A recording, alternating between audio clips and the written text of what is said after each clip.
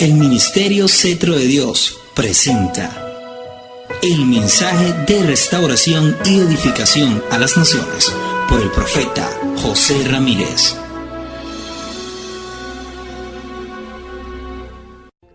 Tengo el tema de hoy: se acerca el Armagedón. Este término, este nombre Armagedón, lo han usado mucha gente para asociarlo o para describir situaciones cataclísticas, situaciones tremendas, terroríficas. E inclusive Hollywood ha hecho películas que se llaman El Armagedón, y los cineastas, generalmente de ellos ateos, solamente ven en Apocalipsis una fuente de información, de recursos para ellos hacer películas y hacer dramas y cosas de estas. Pero el Armagedón es algo más que un cuento, es algo más que una película, es algo más que un guión de televisión o de cine. Armagedón será uno de los acontecimientos más notables, notorios, importantes de toda la historia. Porque eso encierra una serie de acontecimientos que se cumplirán antes que este mundo sea limpiado por fuego, como dice la Biblia, que el primer mundo fue acabado con agua en el diluvio, mas este será consumido por el fuego. Dios limpiará la tierra con fuego. Hay que prepararse espiritualmente para irse con el Señor, porque los que se queden en la tierra, los que andan descuidados, los inconversos, los ateos, los enemigos de la justicia y este mundo que camina de espaldas a Dios, conocerán esto que nosotros estamos hablando hoy como un tema bíblico. Lo conocerán como un hecho real que ellos mismos vivirán. Y los dos eventos calientes, climáticos, que producirá la gran tribulación son, primero, esa campaña, esa operación de Armagedón. ¿Recuerdan la operación Tormenta del Desierto? Cuando fueron al Medio Oriente los americanos, los aliados, Tormenta del Desierto, y así identifican las operaciones bélicas, de incursiones, de conquista, o como usted lo puede identificar. Pues este es la operación Armagedón, la campaña de Armagedón. Eso será en el monte Megido. Megido significa lugar de tropas.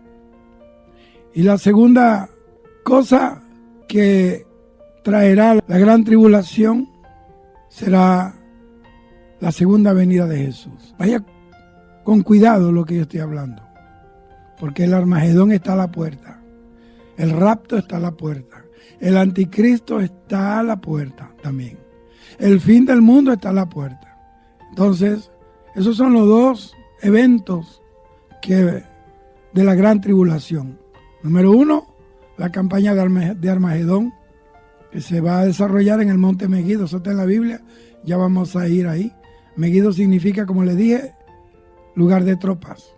Y lo segundo es la segunda venida de Jesús. La segunda, el Mesías.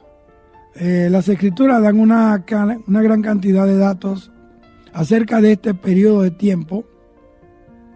Una de las dificultades más grandes en todo estudio sobre escatología consiste precisamente en poner estos eventos en secuencia cronológica para entender con exactitud lo que sucede en esta operación de Armagedón.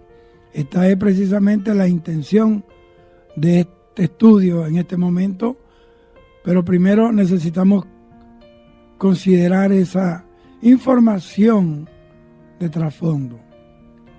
Y es que la base de la segunda venida del Mesías es la regeneración de Israel como nación.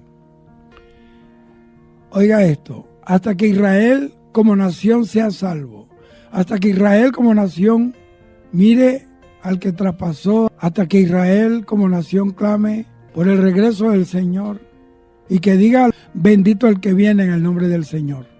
No habrá entonces una segunda venida.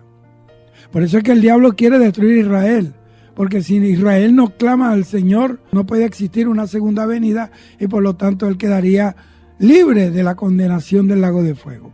Entonces Levítico 26, 40 al 42 dice así: confesarán su iniquidad y la iniquidad de sus padres por su prevaricación con que prevaricaron contra mí, también porque anduvieron conmigo en oposición.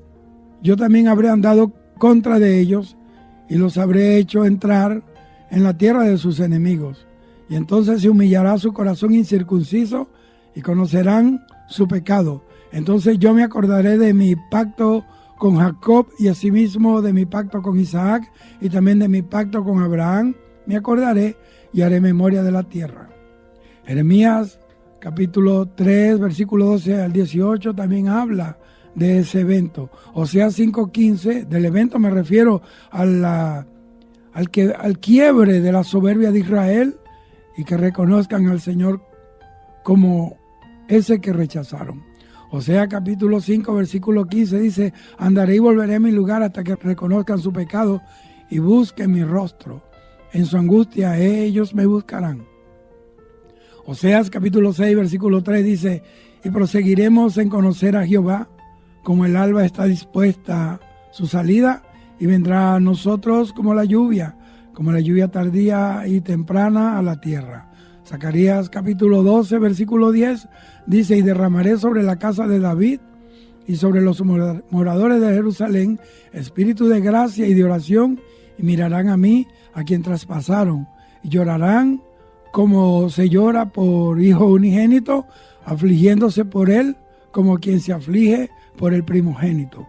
Mateo capítulo 23, versículo 37 al 39 dice: Jerusalén, Jerusalén, que matas a los profetas y apedreas a los que te son enviados, cuántas veces quise juntar a tus hijos como la gallina junta a sus polluelos debajo de sus alas, y no quisiste.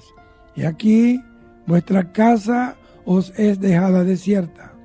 Porque os digo que desde ahora no me veréis hasta que digáis: bendito el que viene en el nombre del Señor. Entonces, mientras que el rapto de la iglesia no tiene precondiciones, es decir, que puede acontecer en este mismo momento, en cualquier momento, en cambio que la segunda venida sí tiene precondiciones y son de las que vamos a hablar en un momento. Entonces, si alguno entiende la base para la segunda venida del Mesías, también puede entender los fundamentos teológicos del antisemitismo que se está moviendo ahora. Hay un creciente odio por Israel. Hay un creciente ataque de corazón endurecido contra el pueblo de Israel. Israel es un pueblo perseguido, un pueblo maldecido, un pueblo odiado, un pueblo odiado desde siempre. Siempre ha sido un pueblo humillado, ha sido un pueblo perseguido. Por eso es que allá en el año 1967, cuando la guerra de los 6 días, fue un cumplimiento profético. Y había un hombre, un general israelí llamado Moshe Dayan, era un general, era un hombre que usaba un parcho en un ojo. Dios usó ese hombre como usó a Gedeón, como usó a cualquiera de los jueces de Israel y libertaron. Y solamente en 6 días echaron fuera los árabes que estaban ahí, ayudados por los rusos. Y dicen los corresponsales de guerra inconversos que los rusos dejaban los tanques en el desierto asustados y se rendían porque veían que todo Israel, los montes estaban rodeados de caballos de fuego, con ángeles, con espadas de fuego en las manos. Porque cuando Dios camina con su pueblo, no hay quien aguante el poder y la majestad del Dios que ha prometido guardar a su pueblo. Israel entró allí está afirmada en esa tierra y de ahí no lo sacará nadie, porque Dios lo dice, que volverá a su pueblo, a su tierra y nunca más será removido de allí. Entonces Satanás sabe que su vida delictiva, su carrera satánica terminará con el regreso de Jesús.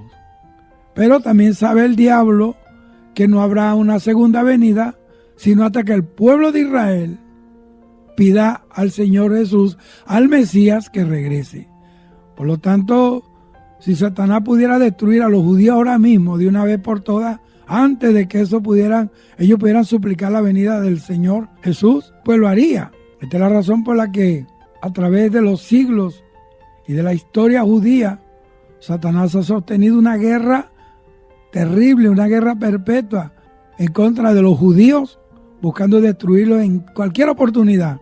Esto implica que usted debe entender que tiene que estar atento, su oído espiritual, en los acontecimientos del Medio Oriente y ver lo que está pasando en Israel. Esto explica las persecuciones contra los judíos a través de los siglos. Esto explica el holocausto judío bajo la Alemania nazi, que fue guiada por ese demente asesino llamado Adolfo Hitler. Esto también explica esa excesiva actividad satánica durante la gran tribulación. Usted lee la Biblia y ve que en la gran tribulación Satanás despliega un ataque y una persecución sangrienta en contra de los descendientes de la mujer.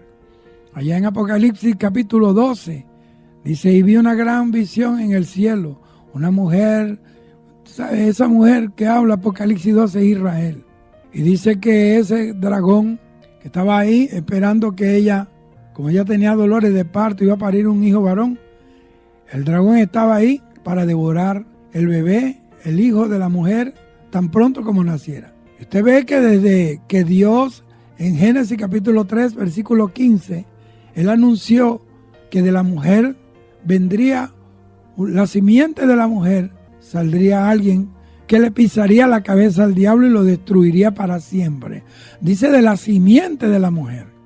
Ahora, los que están oyendo con atención y con seriedad, la mujer no tiene simiente. La simiente es del hombre, porque simiente viene de semen y la mujer no tiene semen, la mujer tiene óvulo y lo producen los ovarios. Es decir, que cuando él dice la simiente de la mujer, aunque la mujer no tiene semen, está hablando Dios que el nacimiento de ese hijo sería un nacimiento sobrenatural, donde no tendría ninguna implicación un contacto físico con un varón. Es decir, que dice la Biblia que la sombra del Altísimo cubrió a María y desde ese momento quedó encinta del Verbo de Dios, del Rey de Reyes, Señor de Señores, de Emmanuel, el Hijo de Dios. Ese dragón escarlata, con 7 cabezas, 10 cuernos, dice la Biblia que estaba esperando devorarlo.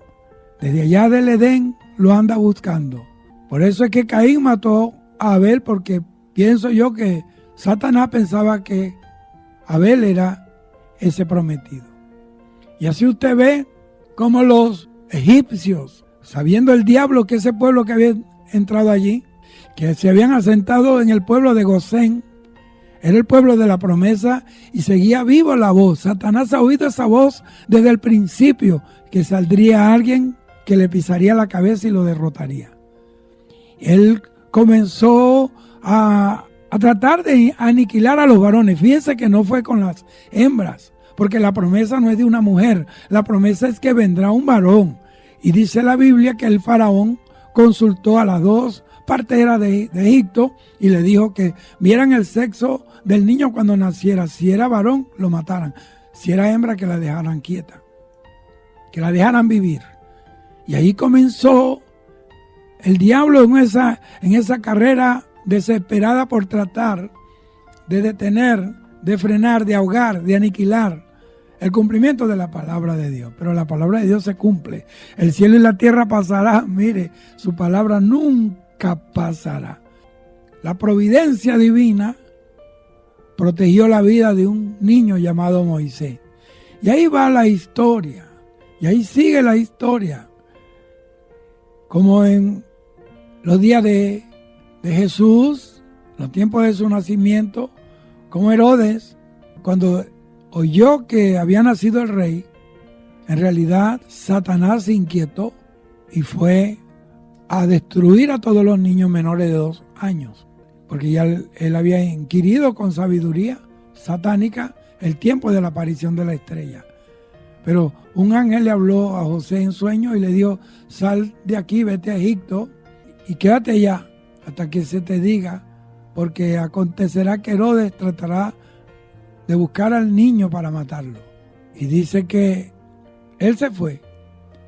Y el diablo mandó las tropas a matar a todos los varones. Pero el diablo es bruto. Fíjese usted que Egipto representa al mundo. Y Satanás andaba buscando a Jesús, al Señor, para matarlo, para destruirlo.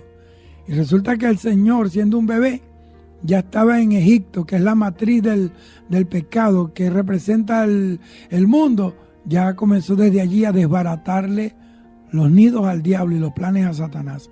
Y para que se cumpliera una palabra profética donde el Señor decía: de Egipto llamé a mi hijo. Y Egipto representa al mundo. Y todos nosotros los que estamos aquí fuimos llamados por el Señor, por su misericordia, de Egipto.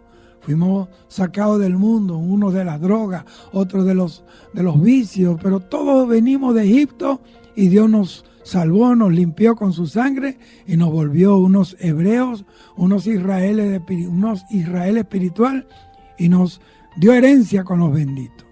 O sea, el diablo siempre ha querido destruir, porque a los judíos, porque saben, y eso pasó con la Alemania nazi, cómo mataron a 6 millones de judíos. Y habrá quienes lo niegan, pero eso está ahí. Cuando MacArthur, Patton entraron en Alemania, firmaron eso y dijeron, para que ningún idiota diga después que esto no fue real. Mataron 6 millones de judíos. ¿Sabe qué hacían? Con los huesos de los judíos fabricaban los botones de los uniformes de la SS. Inclusive la piel de los judíos, con esa piel cubrían las lámparas de los alemanes. Ha sido una lucha, ha sido una persecución encarnizada contra Israel. Pero Israel es el pueblo bendito del Señor. Zacarías 2:8 dice que el que toca a Israel, toca a la niña de sus ojos. Israel se respeta. Israel es el pueblo del Señor. Israel es el pueblo de Jesucristo. Por eso es que el diablo ha querido detenerlo y ha sostenido esa guerra perpetua en contra de los judíos, buscando destruir a los judíos desde siempre, en cada oportunidad que se le presenta. Por eso los nazis lo persiguieron. Y por eso allí en Apocalipsis usted ve cómo el dragón escarlata quería devorar al hijo varón de la mujer tan pronto como naciera. Entonces, durante la segunda mitad de la tribulación, Satanás va a ser confinado a la tierra. Dice Apocalipsis, capítulo 12, versículos 7 hasta el versículo 12. Dice así: después hubo una gran batalla en el cielo. Miguel y sus ángeles luchaban contra el dragón, y luchaban el dragón y sus ángeles. Pero no prevalecieron, ni se halló ya lugar para ellos en la tierra, en el cielo, perdón. Y fue lanzado fuera el gran dragón, la serpiente antigua que se llama Diablo y Satanás, el cual engaña al mundo entero. Fue arrojado a la tierra y sus ángeles fueron arrojados con él. Entonces oí una gran voz en el cielo que decía: ahora ha venido la salvación, el poder y el reino de nuestro Dios y la autoridad de su Cristo, porque ha sido lanzado fuera el acusador de nuestros hermanos, el que los acusaba delante de nuestro Dios día y noche. Y ellos le han vencido por medio de la sangre del Cordero y de la palabra del testimonio de ellos, y menospreciaron sus vidas hasta la muerte. Versículo 12 dice así: pero por lo cual alegraos cielos y los que moráis en ellos, ay de los moradores de la tierra y del mar, porque el diablo ha descendido a vosotros con gran ira, sabiendo que tiene poco tiempo. Apocalipsis capítulo 12, versículo 12 dice: por lo cual alegraos, cielos, y los que moráis en ellos. Ay de los moradores de la tierra y del mar, porque el diablo ha descendido a vosotros con gran ira, sabiendo que tiene poco tiempo. Y sabiendo que su tiempo es corto, pues Satanás, él va a perseguir a los judíos. Apocalipsis capítulo 12, versículo 17 dice: entonces el dragón se llenó de ira contra la mujer y se fue a hacer guerra contra el resto de la descendencia de ella, los que guardan los mandamientos de Dios y tienen el testimonio de Jesucristo. Él va a tratar de destruir a los descendientes de Abraham, a los hijos de Israel, a los judíos, antes que estos puedan pedir al Señor, al Mesías, que regrese. Las persecuciones de los judíos empezarán a mitad, óigame, de la gran tribulación, porque dice que el mismo anticristo que hizo pacto de paz, dice que romperá ese convenio de paz y continuarán hasta el principio del Armagedón, hacia el final de la tribulación. Es que lo han perseguido de una manera encarnizada. Yo recuerdo, Saddam Hussein dijo que iba a quemar a los judíos hasta el polvo. Y el presidente que tuvo Irán dijo que los iba a perseguir, los iba a arrojar en el mar. Eso es lo que dicen ellos. Pero Israel está protegida por la mano derecha que un día Jehová levantó. Y prometió a Abraham y le juró. Usted nunca va a ver eso. Nunca más en la Biblia, desde Génesis a Apocalipsis, jamás usted va a ver al Señor levantando su mano y jurando por nada. Juró por sí mismo, porque no había otro más grande que él por quien jurar. Juró por sí mismo a Abraham que le guardaría su descendencia para siempre. Eso lo prometió el Señor. A Israel no lo mueve nadie de donde está. Entonces él va a tratar de destruir al pueblo de Israel. Durante ese periodo de persecución serán muertos cerca de 2/3 de los judíos de aquellos días. Eso es lo que dice la Biblia, pero hay 1/3 que será dejado como un remanente en los últimos días, semanas o meses de la gran tribulación. Eso no está claro en qué momento será, pero sé que es en el último periodo de la gran tribulación, que está dividido en 2 partes. Los primeros 3 años y medio de una aparente paz y los segundos 3 años y medio, que es donde va el diablo a moverse duro porque sabe que el tiempo se le agotó. Entonces esa incursión de Armagedón va a ser organizada específica y exclusivamente y personalmente por el mismísimo Satanás, con el propósito de destruir, de aniquilar de una vez por todas el remanente de los judíos que aún esté con vida sobre la tierra. ¿Sabe que Dios prometió que ellos serían guardados? Ahora los ojos de Dios están sobre la iglesia, pero cuando la iglesia se levante, entonces el Señor se volverá, sus ojos, su mirada estarán sobre Israel. Ahora Israel está guardado por el arcángel Miguel. Eso se lo dijo el Señor a Daniel, que Miguel es el que protege a su descendencia, a los hijos de Israel. Por eso usted ve por internet que los palestinos lanzan misiles y los misiles explotan en el aire. Y usted ve cosas blancas, cosas de luces que le dan. Y no son otra cosa sino ángeles. Y esto solamente lo pueden creer aquellos que conocen la palabra. Habrán quienes se burlen, pero yo sé que Israel es guardado por el mismísimo Señor. Ahora, durante esos 7 años de la tribulación, se van a manifestar, se van a dar 2 sistemas políticos distintivos, uno para cada mitad de la tribulación. En el sistema político de la primera mitad de la tribulación, el mundo entero va a estar dividido en 10 distintas naciones dirigidas por 10 reyes. Van a ser 10 naciones europeas con 10 presidentes. Eso está escrito ahí, se lo reveló el Señor a Daniel en el capítulo 7. Y si esas palabras son tomadas literalmente, no podemos limitar estas 10 naciones solamente a Europa Occidental. Tendrá que cubrir al mundo entero.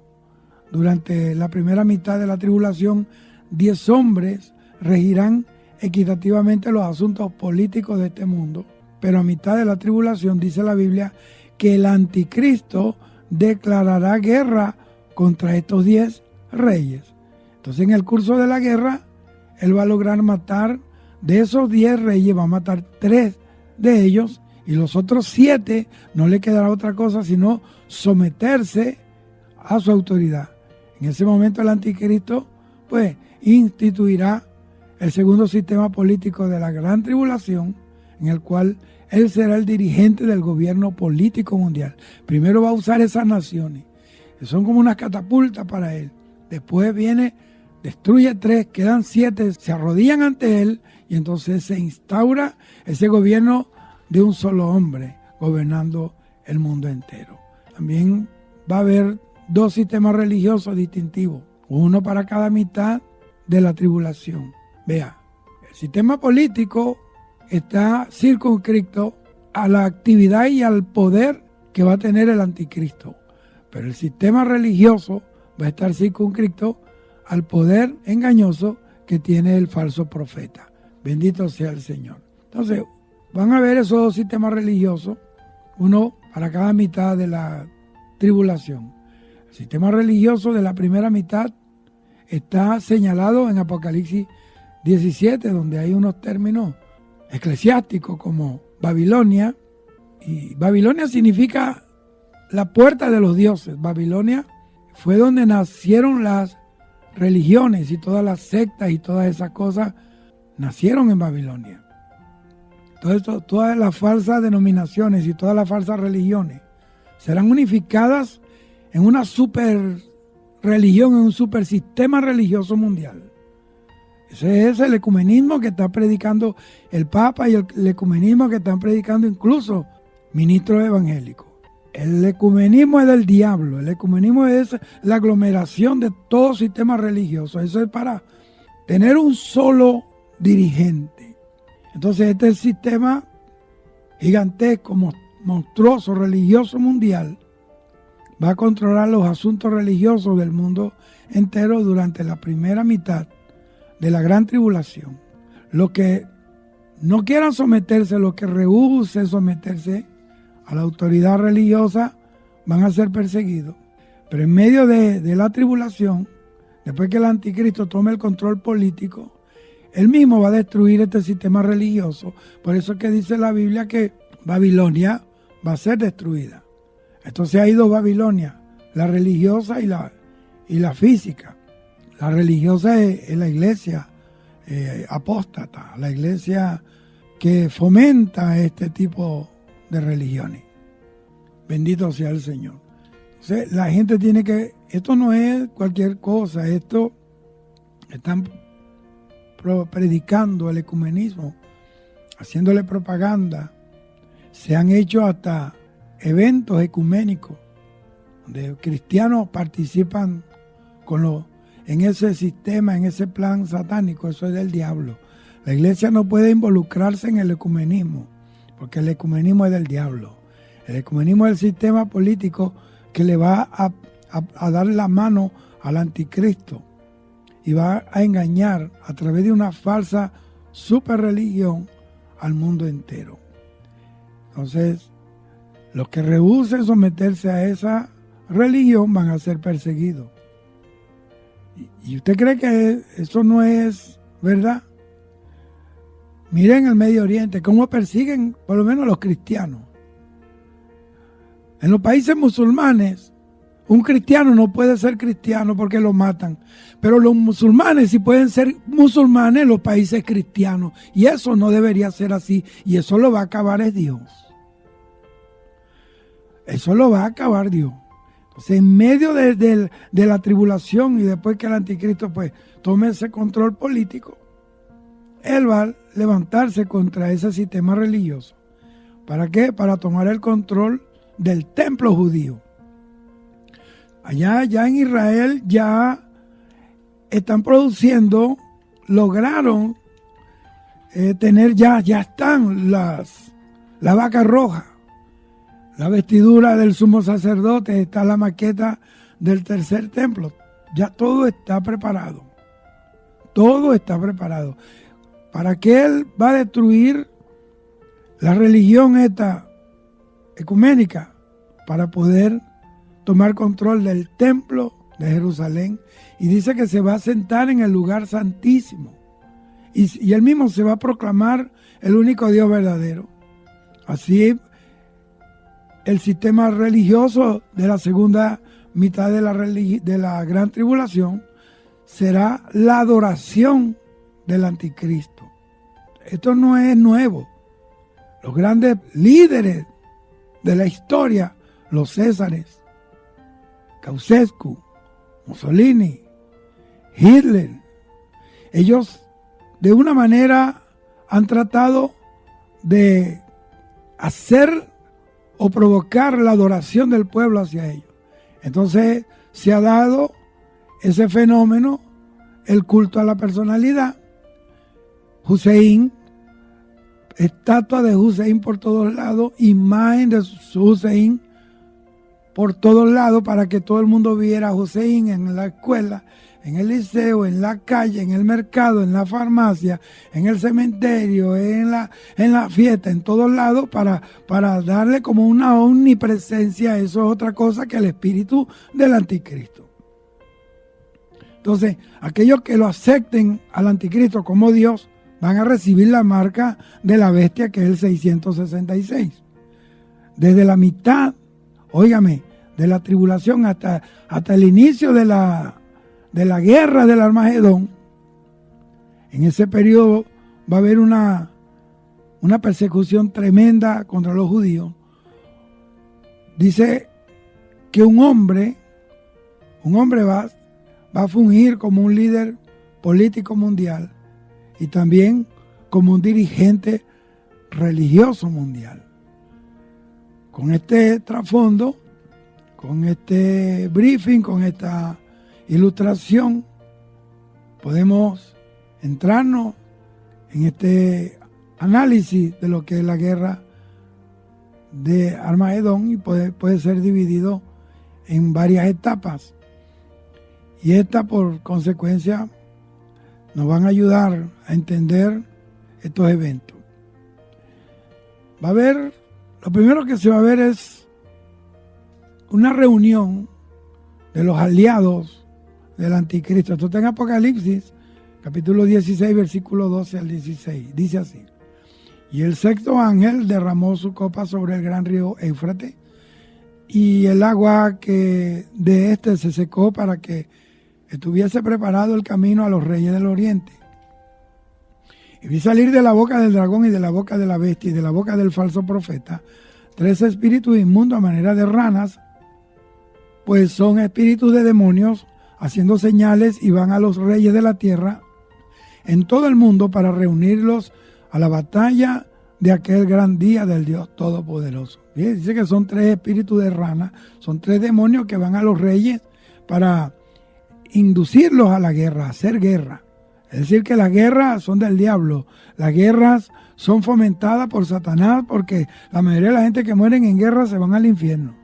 Y dice el versículo 15, y aquí yo vengo como ladrón, bienaventurado el que vela y guarda su ropa para que no ande desnudo y vean su vergüenza. Versículo 16 dice, y lo reunió en el lugar que en hebreo se llama Armagedón. En el versículo 12, cuando se derrama la sexta copa de la ira de Dios, del juicio de Dios, dice que el río Éufrates se va a secar. Ese proceso de secarlo será con una sola intención, y es que es secar esas aguas, porque ese es el río más ancho del mundo, más caudaloso del mundo, más grande del mundo, para facilitarle al anticristo y a su combo y al falso profeta y al ejército que viene con él para hacer la guerra de Armagedón. En el versículo 13 y 14 dice que va a haber un decreto de la ciudad capital de Babilonia, localizada a la ribera del río Éufrates, ordenando a los aliados del anticristo a reunir sus ejércitos. Entonces, la reunión para la campaña final contra los judíos es claramente la obra de una falsa trinidad. ¿Quiénes? El dragón, el falso profeta y el anticristo. Apocalipsis capítulo 3 se conoce como el capítulo de la trinidad satánica. Satanás, el dragón, el falso profeta y el anticristo. Las dos bestias y el dragón.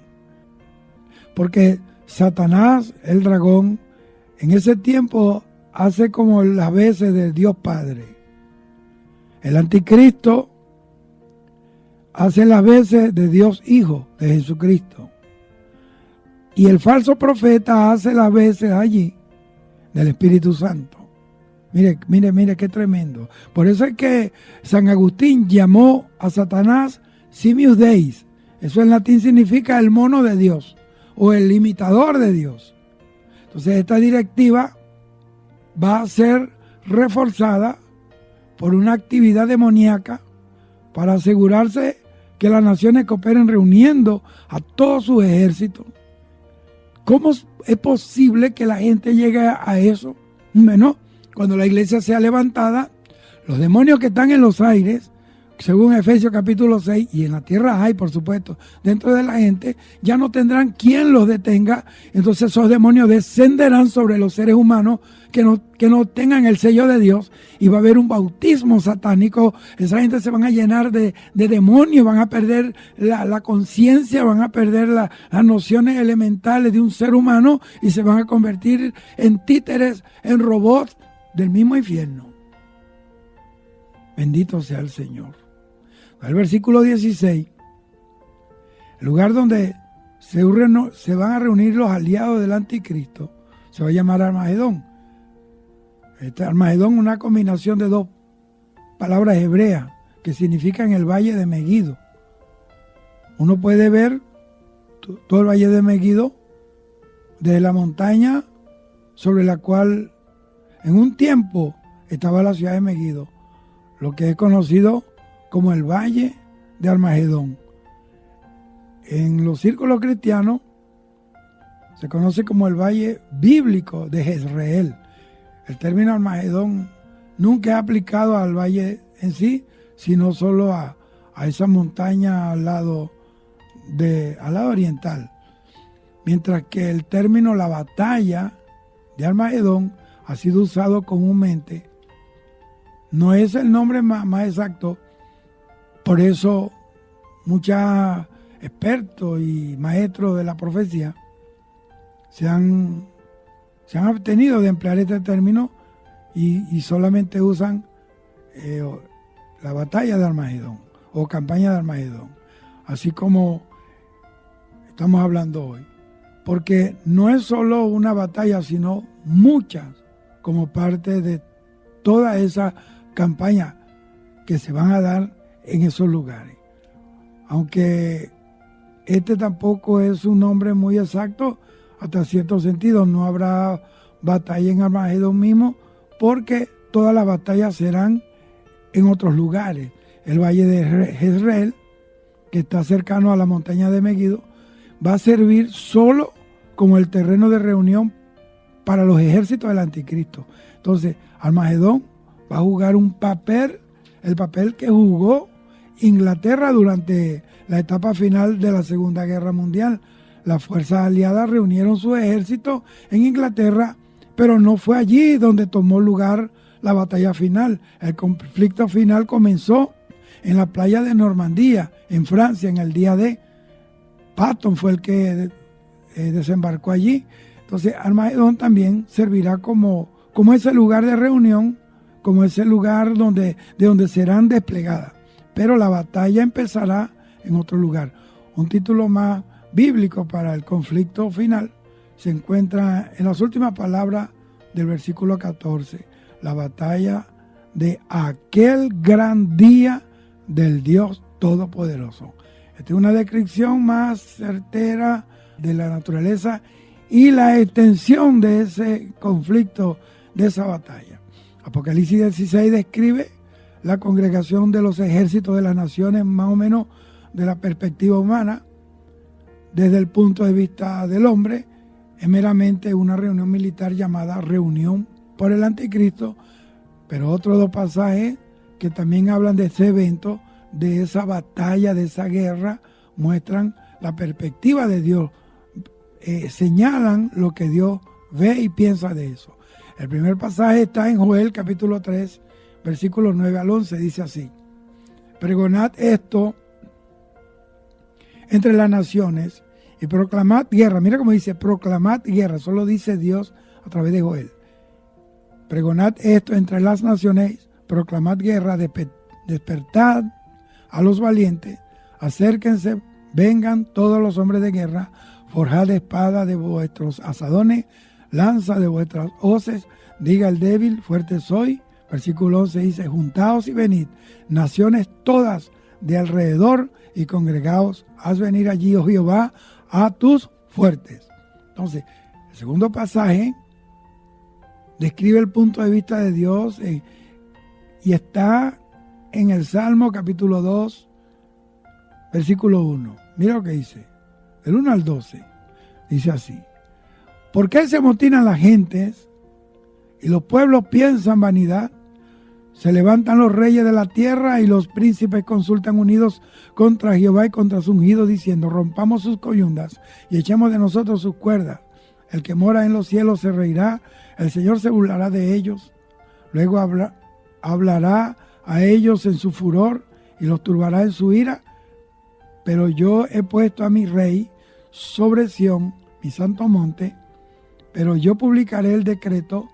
Jehová me ha dicho, mi hijo eres tú, yo te engendré hoy, pídeme y te daré por herencia, por heredar las naciones y por posesión tuya los confines de la tierra. Los quebrantarás con vara de hierro, como vaso de alfarero los desmenuzarás. Ahora pues, oh reyes, sed prudentes, admitid amonestación, jueces de la tierra, servid a Jehová con temor y alegraos con temblor. Honrad al Hijo para que no se enoje y perezca en el camino, pues se inflama de pronto su ira. Bienaventurados todos los que en él confían. Vea, mientras que Joel, ahí en el libro de Joel, el punto de vista de Dios es la burla, pues dice que se burlará, o sea, es de carcajadas. Se muestra a Dios sentado en los cielos, riéndose porque él sabe que pronto pondrá a las naciones en confusión. Y de una manera sarcástica se le aconseja a las naciones que tomen sus instrumentos de labranza y hagan de ellos instrumentos de guerra, hagan espadas y hagan todo lo que quieran. Fabriquen todas las armas que quieran. En cuanto a los que son débiles, que se persuaden de que son fuertes, porque mientras que Satanás y el anticristo reúnen las naciones con el propósito de destruir a los judíos, Dios tiene su propio propósito al permitir que esta reunión tome lugar. Aunque las naciones se reunirán para llevar a cabo el programa de la falsa trinidad, el dragón, el anticristo y el falso profeta, en realidad lo que van es a lograr los propósitos del Dios Trino. Porque dice la Biblia que Dios toma las cosas malas y las vuelve para bien, que todas las cosas nos ayudan a bien. Entonces esta reunión de los ejércitos de las naciones en el valle de Jezreel será la primera incursión, el primer destello, el primer paso de la campaña, de la operación del Armagedón. Otra cosa, lo que sigue, debido a que la palabra de Dios será cumplida algún día, que la ciudad de Babilonia algún día sea reconstruida y que llegue a ser la capital del mundo del anticristo, porque eso es lo que está en plan y eso es lo que está escrito. Y luego ser destruida durante la segunda etapa de esa guerra del Armagedón. Hay 5 capítulos en la Biblia que hablan de una descripción detallada de esta segunda etapa de la guerra del Armagedón. Está Isaías 13, Isaías 14, está Jeremías 50 y 51 y está Apocalipsis capítulo 18. Y como esto es un tema largo, no hay tiempo para entrar en eso. Tenemos que enfocarnos solamente en algunos segmentos del recuento de Isaías y de Jeremías. Isaías capítulo 13, versículo 1 al 5 dice: profecía sobre Babilonia, revelada a Isaías, hijo de Amós. Levantad bandera sobre un alto monte y alzad la voz a ellos, alzad la mano, para que entren por puertas de príncipes. Yo mandé a mis congregados y asimismo llamé a mis valientes para mi ira, a los que se alegran con mi gloria. Estruendo de multitud en los montes, como de mucho pueblo, estruendo de ruido de reinos, de naciones reunidas. Jehová de los ejércitos pasa revista a las tropas para la batalla. Vienen de lejana tierra, de los postreros de los cielos, Jehová y los instrumentos de su ira para destruir toda la tierra. La visión que Dios le dio a Isaías acerca de Babilonia, él vio mucho pueblo reunido, aunque cuando la reunión de la primera etapa será de la fuerza pro Babilonia, pro anticristo, su propósito será destruir Babilonia. Según el versículo 3, quienes destruyen a Babilonia son los consagrados o santos de Dios, son los que destruyen la ciudad de Babilonia. En el resto de los versículos, Isaías 13, 6, 14 y 14, 23, hay una descripción de los medios y de cómo Babilonia será destruida. Dios destruye a través de las manos de sus ungidos. Por eso dice Jeremías 1 que la unción que recibió es para derribar, destruir y aniquilar. Solo dice la Biblia. Los versículos 6 y 9 colocan estos eventos dentro del día de Jehová. El término bíblico como para la tribulación, el día de Jehová. En otras palabras, hermano, esto es una profecía cumplida en el tiempo antiguo. Te dirá, Babilonia ya no existe.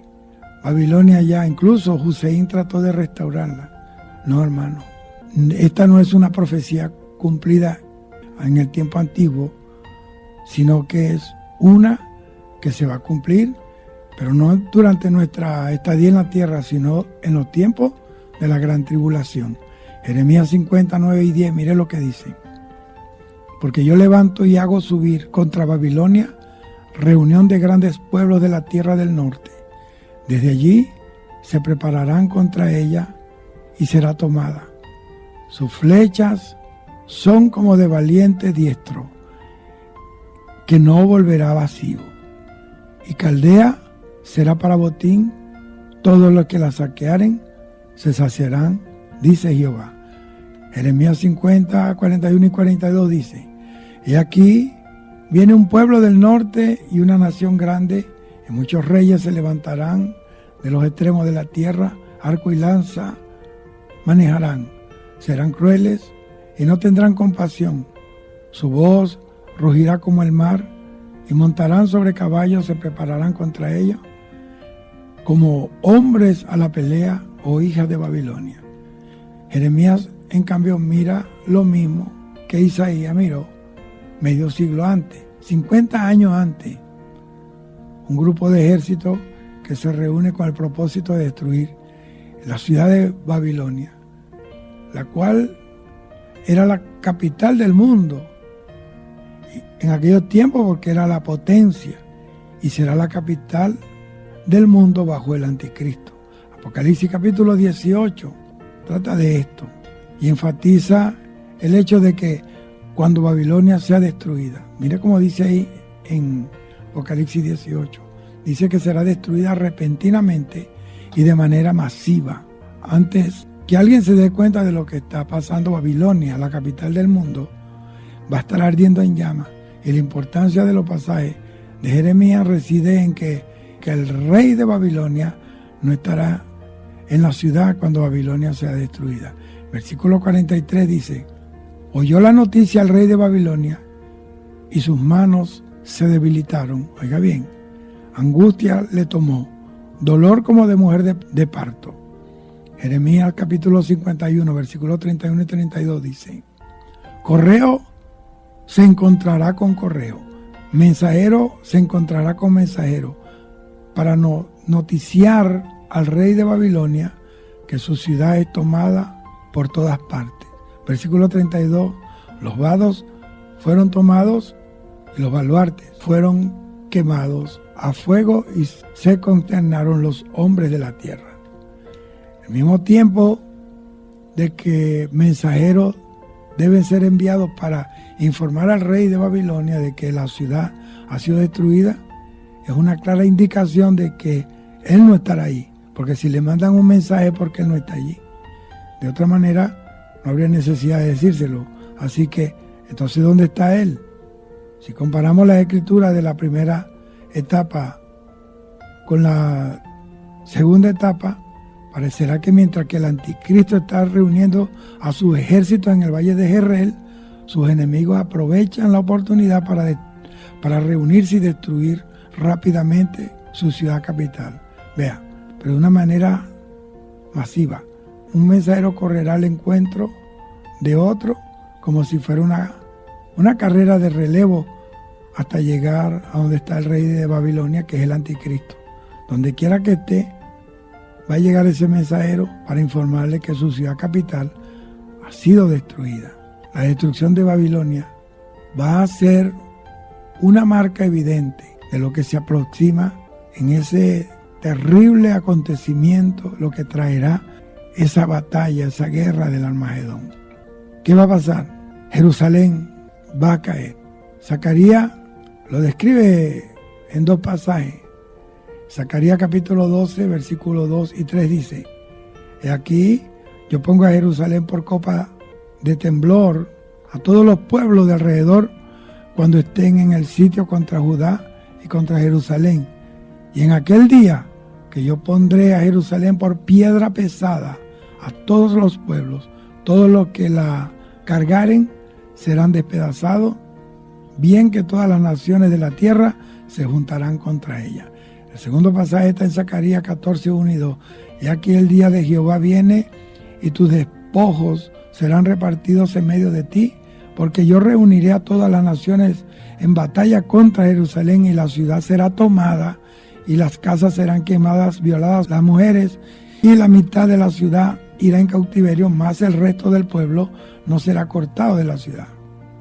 El anticristo va a tener todas sus fuerzas aliadas consigo, va a tener ese agrupar todas esas fuerzas, estarán a merced de él y a su mando. Cuando él reciba la noticia de que la ciudad capital será destruida y él no se moverá hacia el este para destruir a sus enemigos, será Satanás quien tendrá el control y en su mente el programa de Satanás para destruir a los judíos. Entonces va a tomar la prioridad. Satanás sabe que el tiempo se le ha acabado. En vez de moverse hacia el lugar donde está su ciudad destruida, el anticristo se va a mover hacia Jerusalén, hacia el sur. Desde el valle de Jezreel, dice que los ejércitos del anticristo van a moverse hacia el sur y los ejércitos de todas las naciones se reunirán contra Jerusalén. Entonces el ataque de Jerusalén será seguido de una batalla tremenda que la describe Zacarías capítulo 10, versículo 4 y versículo 9, y Miqueas también capítulo 4, versículo 9. Entonces ahí es cuando Jerusalén sea atacada. Jerusalén caerá porque esto es bíblico. Y los ejércitos del anticristo es la única manera porque que el anticristo puede entrar en el templo y quedarse allí, ya no como invitado, porque ya Israel abrió los ojos, pero es que viene esa invasión para que los judíos puedan clamar al Dios a quien traspasaron. Cuando se vean rodeados y no les quede más que cumplir la profecía de que no lo verán de nuevo hasta que digan: bendito el que viene en el nombre del Señor. En ese momento, cuando ellos se vean invadidos, cuando estén a punto de ser destruidos, es cuando ellos van a clamar al Señor. Y dice la Biblia que el Señor descenderá y los librará. Y ahí se va a librar esa batalla del Señor. Dice que con la espada de su boca destruirá a los enemigos y morirán de pie. Y ahí el anticristo y el falso profeta dice que serán tomados y serán lanzados al lago de fuego. Y dice la palabra que vendrá un ángel con una gran cadena y la llave del abismo en sus manos. Y dice que prenderá al dragón, la serpiente antigua, que es el diablo y Satanás. Y dice que lo encarcelará por 1000 años y cerrará la puerta del abismo. Él y sus demonios estarán presos por 1000 años. Y durante esos 1000 años, el Señor va a reinar sobre la tierra. ¿Para qué esos 1000 años? ¿Por qué el Señor tiene que gobernar 1000 años la tierra? Oiga esto, esos 1000 años de gobierno, número uno, es para Dios darle un ejemplo, una cátedra, una clase de gobierno a los gobernantes de la tierra. Dice que el desierto florecerá. Dice que habrá una prosperidad tremenda. Dice que habrá paz. La paz que los hombres andan buscando, la Organización de las Naciones Unidas, y lo menos que están es unida. Las organizaciones de paz es lo menos que hay en la tierra, es paz. Desde que se fundó la ONU, de ese año, finales de los 40 hasta hoy, es cuando más guerras han habido, cuando más guerras han habido. Y estamos a punto de una tercera guerra mundial. Corea comunista, no tiene adelanto, lo único que tienen es la bomba atómica. La otra Corea democrática, son potencias industriales, fabrican las marcas LG, Daewoo, carros, para que ustedes vean cómo están las cosas. Y ese hombre está a punto de prender la mecha de que se prenda la tercera guerra mundial. La gente tiene que ver los acontecimientos con seriedad, con mucha seriedad. El milenio es porque Dios va a probar. Los que quedaron vivos se van a sujetar al gobierno de Dios y dicen que Jesucristo los regirá las naciones con vara de hierro, y nosotros gobernaremos juntamente con el Señor.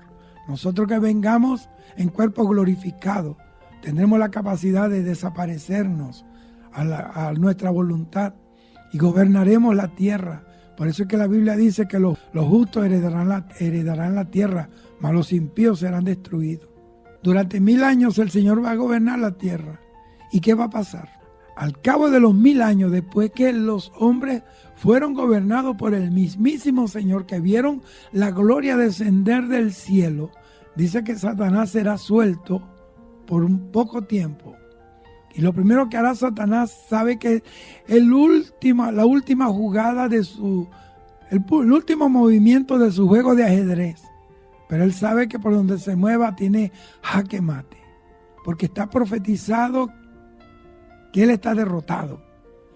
Ayer, hoy y siempre. Jesucristo vino, nació, creció, cumplió la voluntad del Padre, subió a la cruz, selló la derrota eterna de Satanás y también firmó el decreto de libertad a todos aquellos que confiamos en él, nos lavamos en su sangre. Después de estos 1000 años, Satanás será suelto y sus demonios, y dice que irán a las naciones y reunirá a las naciones, irá Gog, Magog, Rusia, reunirá a las naciones para venir a guerrear, a hacer guerra contra el campamento de los santos y el campamento de Israel. ¿Qué campamento de santos? ¿A qué campamento de santos se refiere la palabra? Bueno, al campamento donde está Jesús y su pueblo espiritual. Por eso es que cuando Jacob llamó a aquel lugar Mahanaim, Mahanaim significa campamento de Jehová es este, o los dos campamentos, porque él vio el campamento de Israel y el campamento de los ángeles. Cuando Satanás y toda su tropa venga para destruir a Israel, venga para guerrear y se atreva a levantar sus armas contra el Señor y contra su pueblo y contra su sagrada nación de Israel. Dice que ya no será Jesús el que abrirá su boca y que lo destruirá y se defenderá a su pueblo con la espada de su boca, sino que del cielo de Dios, de la presencia del Dios Padre, Jehová Dios de los ejércitos, descenderá fuego. Y dice que consumirá a esos millones y millones de tropas, que dice la Biblia que serán como la arena de la mar, contra Israel. Y serán quemados, serán destruidos allí.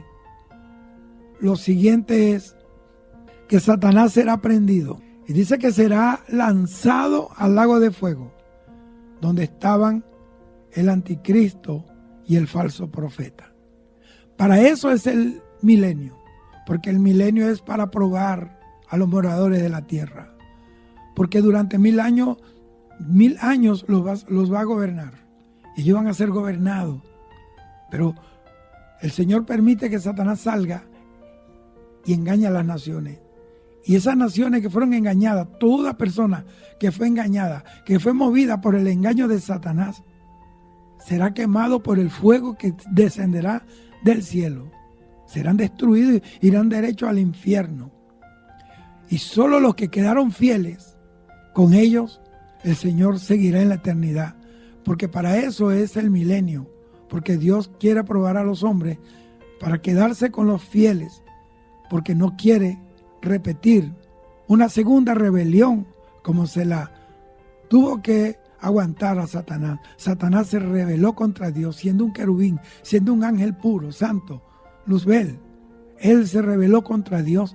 Eso es el sentido del milenio. El milenio es porque Dios no quiere sino limpiar al mundo.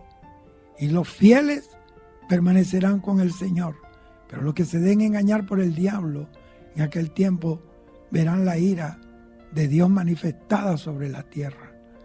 Dios es soberano y Dios ha prometido guardarnos a nosotros. Y esto que estoy hablando del Armagedón. Hay gente preocupada por el anticristo, que quién es. A mí no me interesa quién sea el anticristo. Yo no estoy esperando al anticristo, yo estoy esperando a Cristo. El anticristo lo conocerán los que se queden. Yo no tengo ningún interés en saber quién es, dónde vive, cómo es, de qué color es. No me importa. Lo único que sí sé que es un inicuo que ha subido desde el abismo, que es el mismo engendro de Satanás y que viene a engañar a las naciones y que viene a engañar al mundo entero y pondrá este mundo en un caos terrible. Y por causa de la rebeldía del mundo se precipitarán los juicios de Dios sobre la tierra. Las 7 copas de la ira caerán sobre la tierra. Los juicios de Dios se moverán sobre la tierra. Esto va a ser tremendo. Para el que se quede, es mejor no haber nacido. Por eso el tiempo ahora que tú tienes es para reflexionar. Quiero concluir con esto. Dice la Biblia en Génesis que capítulo 6 que vio Dios que la tierra se había llenado de violencia y que el pensamiento de continuo de los hombres era solamente el mal. Y por eso el Señor se molesta y dice que se arrepiente de haber creado hombres sobre la tierra. Mire qué tremendo cuando el Señor se arrepiente de haber creado al hombre. Como decir, me arrepiento de haberte llamado, haberte limpiado, haberte puesto donde estás.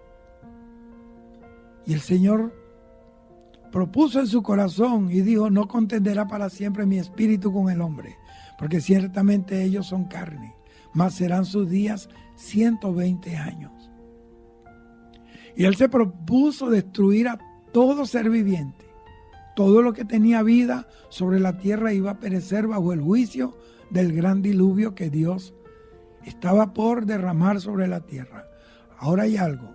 Antes de que Él destruyera y que viniera el cumplimiento de su ira, dice la Biblia que había un hombre llamado Noé que halló gracia delante de Dios y que él fue hallado fiel delante de Dios, delante de esa generación en la cual él vivía. Porque Dios siempre va a tener a alguien que va a ser fiel a Dios en todas las generaciones, no importa lo corrompido que esté el mundo, lo corrompido que esté en las sociedades, siempre va a haber alguien que se va a apartar de lo malo y va a querer vivir para Él, esforzándose por agradarle a Él. Dice que Él halló gracia delante de los ojos de Dios y Dios hizo pacto con Él. Y lo primero que hizo fue encomendarle una tarea, construir el arca.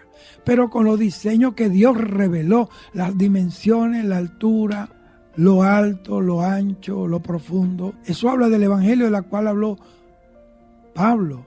Mira cuál sea la anchura, la altura, la profundidad de Dios. Esa barca que estaban diseñando, que estaba en el corazón y en la mente de Dios y se la reveló a Noé, no era otra cosa que el evangelio, un preludio del evangelio. Y aquel hombre comenzó a predicar como pregonero de justicia a los hombres perdidos de aquellos tiempos y le decía que vendría juicio sobre la tierra y que llovería aguas por 40 días y 40 noches sin detenerse la lluvia. Dice la palabra que Noé salió y anunció que vendría un diluvio, pero había un detalle, que no existía la lluvia. Nunca había llovido sobre la tierra, sino que un vapor, dice la Biblia, que subía de la tierra y regaba la geosfera, la capa vegetal, para mantener la vida verde sobre la tierra. Entonces él le estaba anunciando algo que nunca habían visto, que no conocían. Típico de lo que hacemos nosotros. Estamos anunciando un rapto que nunca se ha visto. Estamos anunciando un Dios que no ven, que no han conocido. Y la gente de hoy es como la gente de los días de Noé. Dice la Biblia que en su venida sería como los días de Noé. Cada quien hacía lo que quería, comiendo, bebiendo, casándose, dándose en casamiento, fiestas, festines. Ese espíritu carnestolendo, manifestado en aquel tiempo, se está manifestando ahora. La gente prefiere una fiesta, una parranda, que oír la palabra de Dios. O sea, él le anuncia eso. Y la gente no, quizás la primera vez o quizás un año, 2 años, estarían ahí inquietos, pero después que pasaron 10, 20, 30, 40, 50 años diciendo lo mismo, como me han dicho a mí, desde que ustedes están diciendo mi abuelita que Cristo viene y no ha venido, pues hay que seguir diciendo hasta que venga. Mire, créanlo o no lo crean, Cristo viene. Espérenlo o no lo esperen, Cristo viene. Estén o no estén preparados, Cristo viene y la iglesia tiene que seguir diciendo que Cristo viene hasta que Él venga. O sea, dice que tuvo así 120 años, cuando se cumplieron los 120 años. Dios le dice a Noé, quédate aún 7 días más, una semana más. Ya se habían cumplido los 120 años desde la fecha del lapso que Dios había establecido para que los hombres se arrepintieran. No se arrepintieron 120 años. Dios aún dice, quédate aún unos 7 años, unos 7 días más, una semana más. Los tiempos se cumplieron. Todo se ha cumplido para que Cristo venga. Él pudo haber venido ayer, anteayer, la semana pasada, el año pasado. Pero yo creo que no ha venido porque estamos en la semana de la misericordia.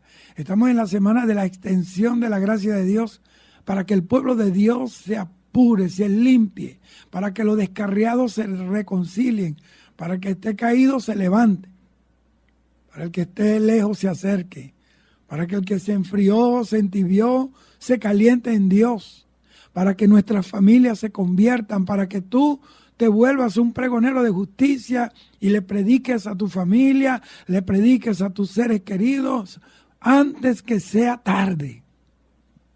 Dice que Noé, prepara una barca, comenzó a trabajar, a construir la barca. Era de madera. Y Noé no era un ingeniero naval. Hizo una barca con las dimensiones y el tamaño de los buques modernos. Porque cuando Dios llama a un hombre, lo capacita para hacer cosas que no era parte de su inteligencia o de su arte o de lo que sabía hacer. Salomón no era arquitecto, construyó un templo maravilloso. Y así sucesivamente, porque Dios capacita a la gente que llama para el propósito. Entonces Noé comenzó a construir aquella barca. Y yo pienso que el mensaje más poderoso del anuncio del diluvio era la construcción de la barca. Porque cada vez que Moisés golpeaba un clavo y lo fijaba tabla con tabla, iba haciendo el esqueleto de aquella nave, yo creo que cada martillazo era un anuncio. Era un mensaje al mundo de que juicio venía, que vendría destrucción y que la única manera de salvarse era la barca que construía Noé. Yo pienso que cada vez que un predicador, una iglesia está abierta, los predicadores, los pastores están anunciando el evangelio, los misioneros salen por el mundo a predicar, en la radio se predica el evangelio, la televisión, el evangelio, los medios impresos, las revistas cristianas, los tratados que vuelan por las calles.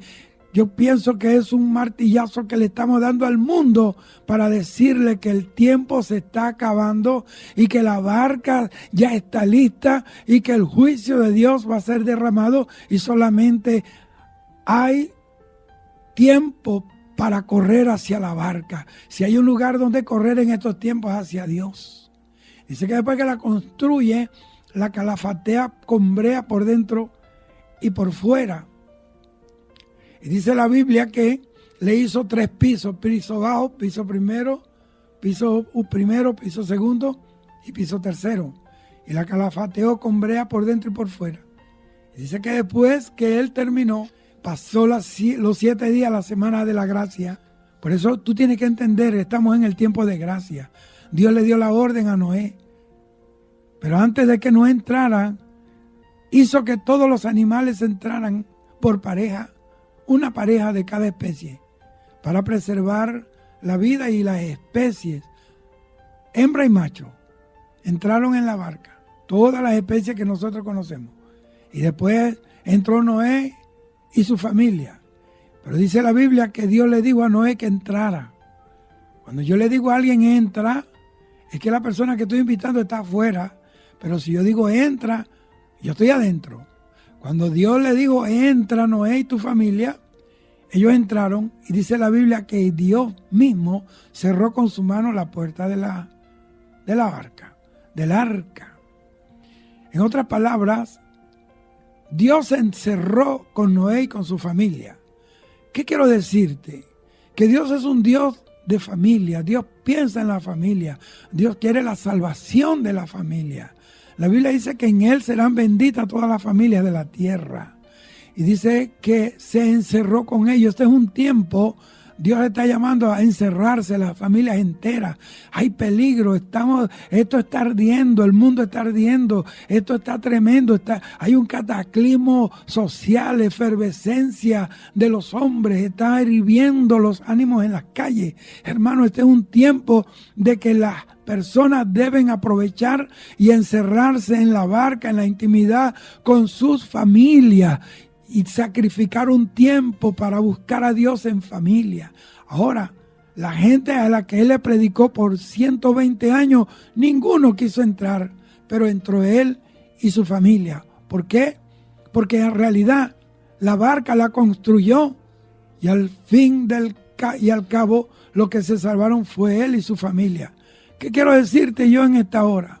Que tú tienes que construir tu barca. Tienes que construir la barca para tu familia. Tú tienes que comenzar a dar martillazos en la conciencia, predicar la palabra, anunciar el mensaje. Tienes que asegurar, clavar, como dice Eclesiastés, que la palabra enseñada por el maestro de la congregación, por el pastor, porque cada vez que tú enseñas la palabra, tú estás apretando los clavos de la gente que se afirmen en la cruz de Cristo. Porque hay gente que se le están aflojando los clavos, hay gente que se quieren bajar de la cruz, quitarse los clavos para hacer su vida como ellos quieren.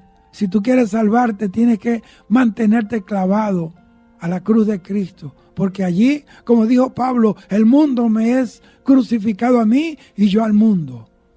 Y dice que cuando ellos entraron, apenas entraron, descendió el juicio. Dice que fueron abiertas las cataratas de los abismos, las nubes comenzaron a llover y los abismos de los cielos fueron rotos. Y por 40 días y 40 noches hubo una tempestad impresionante, que subieron los niveles de agua.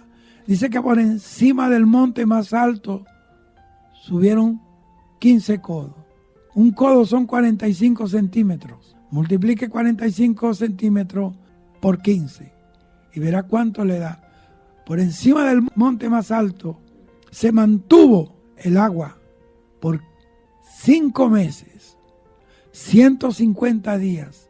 Pereció todo lo que tenía vida sobre la tierra.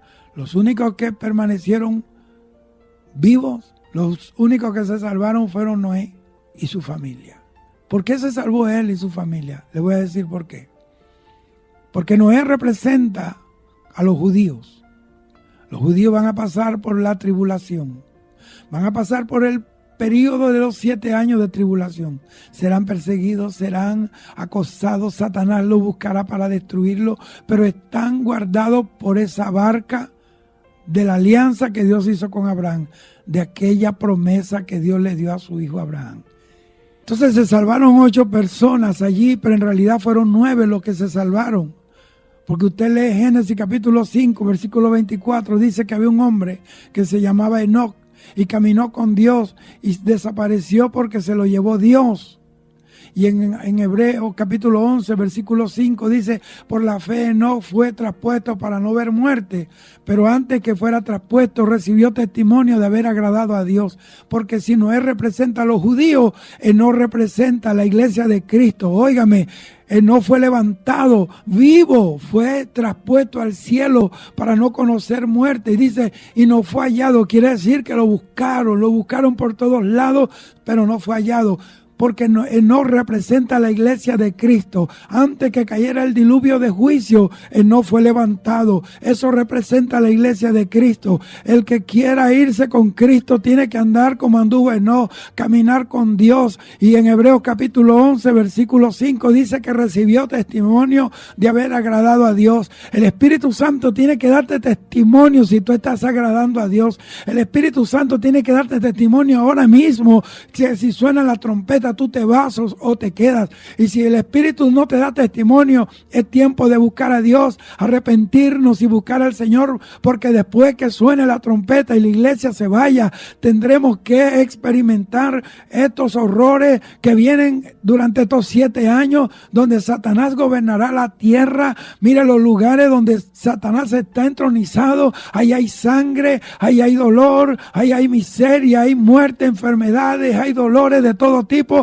Hermano, la única manera de huir y escapar de todas estas cosas es levantarnos con el Señor en el arrebatamiento, y volaremos con Dios y estaremos en el cielo 7 años arriba gozándonos en la boda del Cordero. Mientras la iglesia esté arriba en el cielo, en la boda del Cordero, aquí abajo viene juicio, condenación, hambre, pestilencia, la tercera guerra mundial, viene de todo para castigar a este mundo impío que le dio la espalda al Señor. Dios te está librando porque esa guerra del Armagedón viene.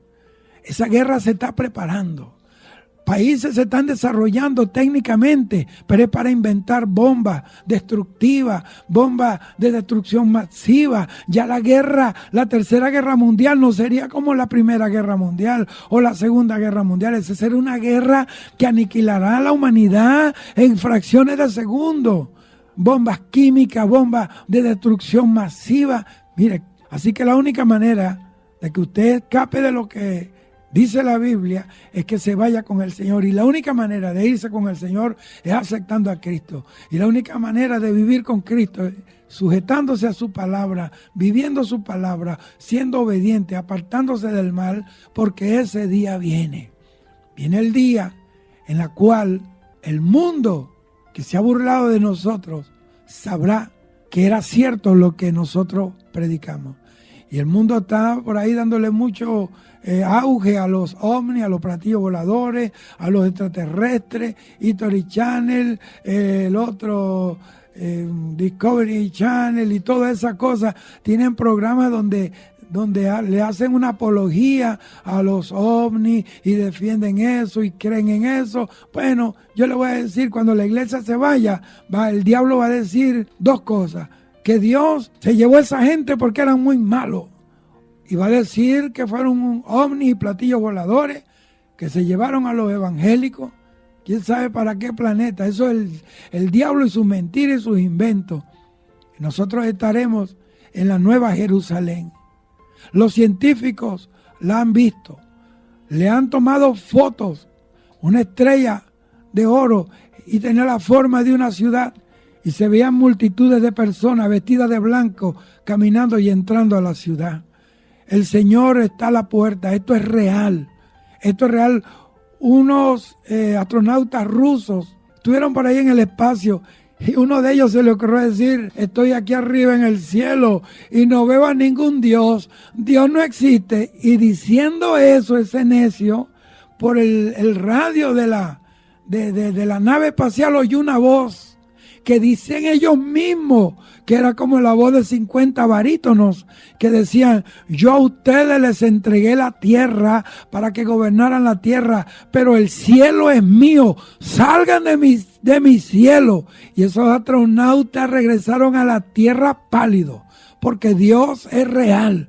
Y allá aquellos científicos que fueron a Siberia y excavaron un agujero profundo y metieron un micrófono de alta sensibilidad, dice que ellos oyeron voces, gritos en el infierno, porque Dios se los ha revelado. Como dice Romanos capítulo 1, a través de las naturalezas Dios le ha dicho al hombre que Él existe, pero el hombre no quiere creer en Dios, no quiere creerle a Dios. Y entonces estas cosas están sucediendo. La gente se está alejando de Dios, pero hay gente que se está acercando a Dios. El fin viene. Viene el fin. El fin viene y Dios no quiere que tú estés para esos días. Dios quiere levantarte. Dios quiere que usted sea parte de los que hereden la vida eterna con Cristo. Ya todo se ha cumplido en el Medio Oriente. Muchas cosas se han cumplido. Ahí está la puerta dorada. Esa es la puerta por donde entrará Jesús, el Mesías, durante ese último momento de la gran tribulación, para conquistar su tierra, para tomar lo que le pertenece. Y con sus tropas, nosotros, la iglesia. Y dice que esa puerta dorada está sellada ahora. ¿Y qué hicieron? ¿Qué hicieron la gente?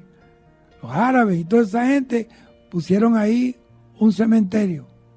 Porque como ellos saben que el Mesías es judío, y un judío no se puede contaminar con muertos, entonces pusieron un cementerio ahí al frente, para que él no pase por ahí, el diablo tratando de impedir que el Señor cruce y derribe la muralla, el sello que le pusieron a la puerta dorada, porque por ahí entrará el Señor a conquistar su tierra y le dirán: Hosana, el que viene en el nombre del Señor. Él atravesará ese cementerio, porque Él es el Dios de los vivos y de los muertos. Los vivos tienen que adorarlo y sujetarse a Él, y los muertos también, porque eso es lo que dice la Biblia. Mi consejo es en este momento que usted reflexione. Esto está que se da. Esto está a punto de terminarse, y Dios quiere que usted no se quede en esta tierra. Busque al Señor, busque a Dios de corazón. Todavía tenemos tiempo. Hoy, ábrale su corazón al Señor, porque Cristo, dice la palabra, que los tiempos anunciarán, los tiempos que estamos viviendo, anunciarán que el Señor está a la puerta. Y para concluir, quiero decirle algo. La NASA, miren esta noticia, para muchos se burlarán, pero la gente que conocemos a Dios y que vemos a Dios con respeto, no nos vamos a burlar, porque la Biblia dice que en los cielos habrán señales.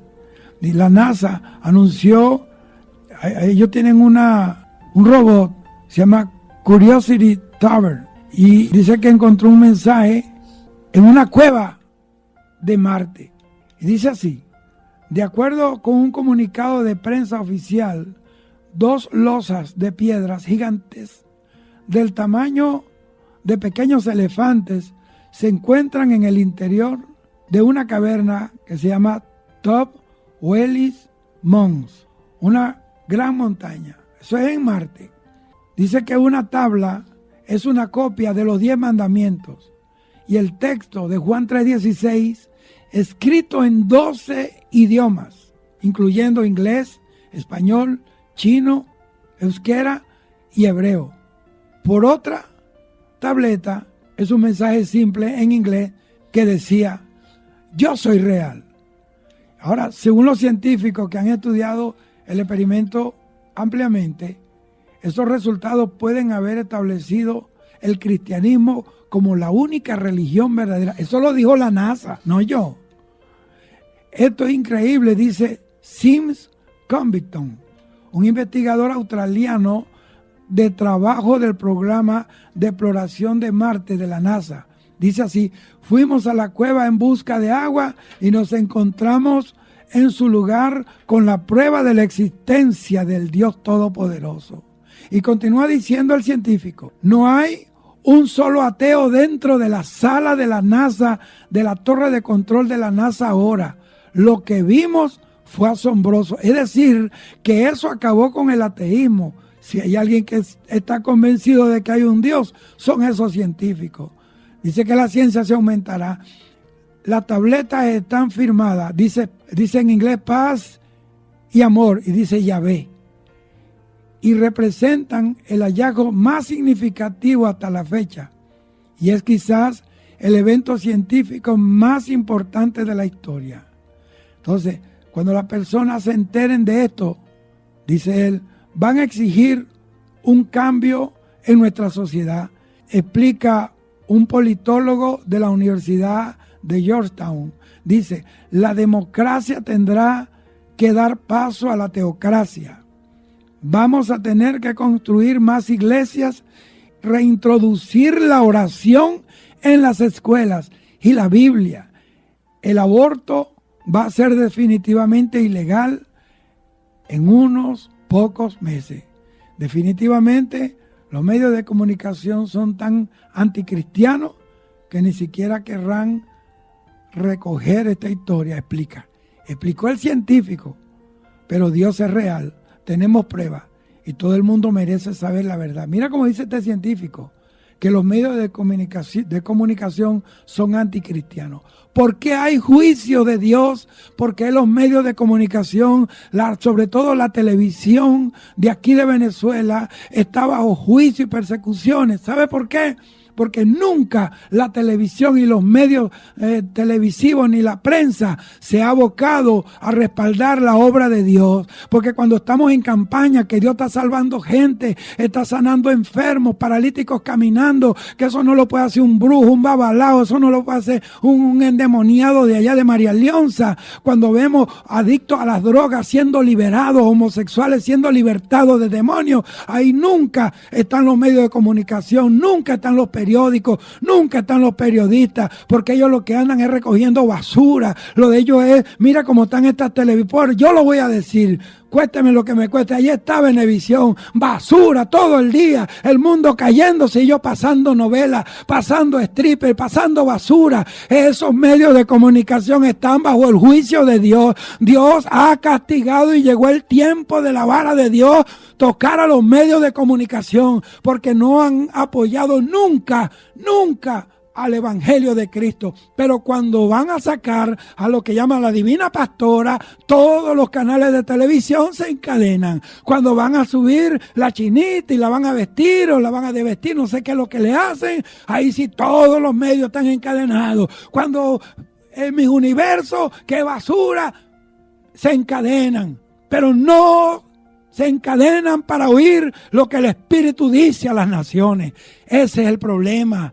Nuestros enemigos, aparte del diablo, son los medios de comunicación, porque somos una iglesia que no tenemos voz aquí en los medios de comunicación, y por eso Dios nos está dando radio, nos está dando televisión para nosotros hablar la palabra de Dios. Y me duele que hay radio cristiana y emisoras cristianas que no se identifican con el sentimiento de un Dios que está a punto de levantar una iglesia. Programas cristianos que lo que hay es vergüenza. Programas cristianos politizados, extendidos hacia un extremo o hacia el otro, pero no han agarrado el equilibrio del evangelio. Y otra cosa, cuando uno empieza a hablar la verdad, 2 o 3 por ahí tiemblan porque no quieren que digamos la verdad. La verdad es la que nos hace libres. Y aquí se tiene que acabar eso. Yo creo que Dios nos va a dar canal de televisión para meter a Cristo 24 horas por la radio y televisión, y vamos a sacar al diablo y la mentira de la televisión. Eso es lo que tiene que hacer la iglesia. Entender que estamos a punto de ser levantados. La radio, la televisión, nunca nosotros le interesamos. Jamás la iglesia evangélica le ha interesado. Nosotros buscamos a Dios. La iglesia evangélica no es la iglesia ni del gobierno, ni de la oposición, ni de los verdes, ni los amarillos, ni los rojos. La iglesia es de Cristo. Y servimos a Cristo y a nadie más. Y respetamos las autoridades, oramos por ellas para que Dios limpie. Pero la iglesia es de Cristo. No se vende, no se alquila. La iglesia le pertenece a Jehová, Dios de los ejércitos, comprada por Cristo Jesús. Yo le hago un llamado a los creyentes, a los pastores, a los predicadores. Se amarren esos pantalones y salgamos a predicar a Cristo. No se vendan, no se alquilen, no tengan miedo. Porque si Dios está con nosotros, ¿quién contra nosotros? El Señor se lo dijo a Jeremías 1:17 y 19. Lo hizo como una pared de bronce. Pero no te vencerán porque yo estoy contigo, dice Jehová, para librarte. Padre, en el nombre de Jesús, Señor, yo te pido que tú nos ayudes. Danos fuerza, Señor, en estos tiempos finales. Los ánimos decaen. Señor, estamos rodeados, estamos siendo bombardeados por todo dardo del infierno. Yo te pido que tú nos ayudes, que nos limpies, ayúdanos a seguir adelante. Mira, Señor, el que está allí reconciliándose contigo, Señor, óyelo, Padre, abre tu corazón, pon tu mano sobre él, Padre mío, el que te está recibiendo, el que te está pidiendo perdón. Intercedemos por él, perdónalo, límpialo con tu sangre, Señor. Escribe su nombre en tu libro sagrado y eterno, el libro de la vida. Rompe sus cadenas, rompe sus yugos, Señor. Guíalo a toda verdad y a toda justicia, Señor. Por favor, te lo pido. Mira a los enfermos, sánalos. Cualquiera sea la enfermedad, reciba salud, reciba sanidad en el nombre de Jesús de Nazaret, por el poder de la palabra. Señor, los presos, salva a los presos, sacude las cárceles con el poder de tu palabra. Rompe, Señor, acaba con esas mafias diabólicas en el nombre de Cristo, Señor. Limpia las calles, atamos al diablo, atamos la muerte, atamos la violencia, atamos, Dios mío, todo espíritu del diablo que se mueve sobre esta nación para querer destruirnos. Rompe las cadenas, rompe las murallas, Señor. La